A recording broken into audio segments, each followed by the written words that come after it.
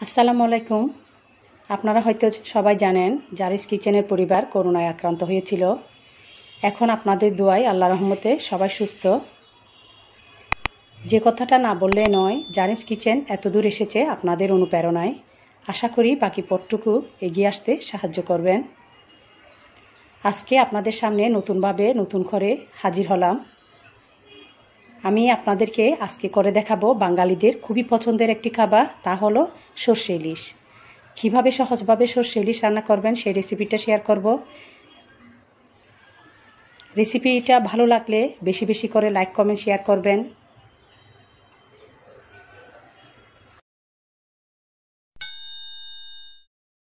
প্রথমে শুরুতে আমি এখানে 6 পিস কাঁচামরিচ, 1 টেবিল চামচ আদা কুচা, 2 টেবিল চামচ রসুন কুচা, 1 কাপ পেঁয়াজ কুচা, 2 টেবিল চামচ সাদা সরিষা ভালো করে ধুয়ে পানিতে ভিজিয়ে নিলাম।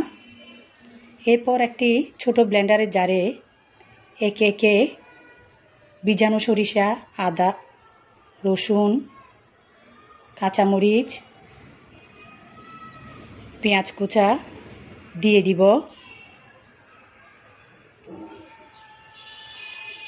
এখন এর মাঝে হাফ কাপ পানি দিব। তারপর 2 মিনিট ব্লেন্ড করে নিব। ব্লেন্ড করা শেষ। এখানে আমি একটি বড় সাইজের ইলিশ মাছ নিলাম, ভালো করে ধুয়ে পানি ঝরিয়ে নিলাম। এর মাঝে স্বাদ মতো লবণ দিয়ে দিচ্ছি। হাফ চা চামচ হলুদের গুঁড়া দিব।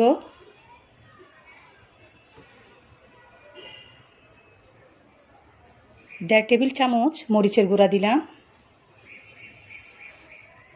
দিয়ে ভালো করে মাখিয়ে নিলাম।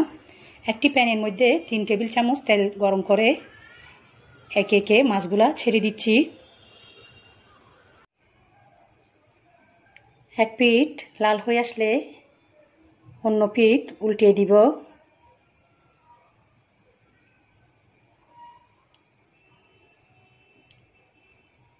হালকা ব্রাউন কালার করে ভেজে নিব। ভাজা হয়ে আসছে, আমি একটি প্লেটে উঠিয়ে নিচ্ছি।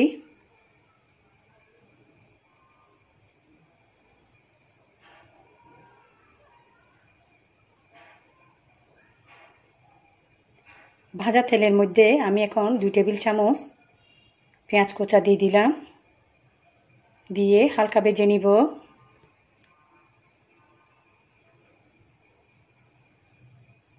ব্লেন্ড করা মশলাগুলা দিয়ে দিচ্ছি।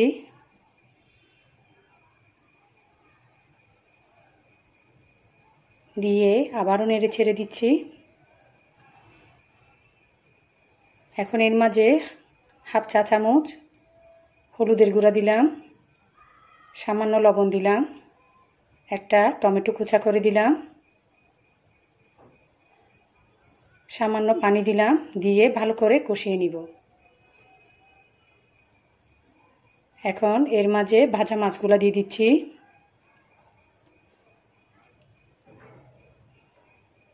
এখন 5 মিনিট ঢাকনা দিয়ে রাখলাম। 5 মিনিট পর সর্ষে ইলিশ হয়ে এসেছে। চুলা অফ করে দিলাম। এখন আমি একটি সার্ভিং ডিশে উঠিয়ে নিচ্ছি।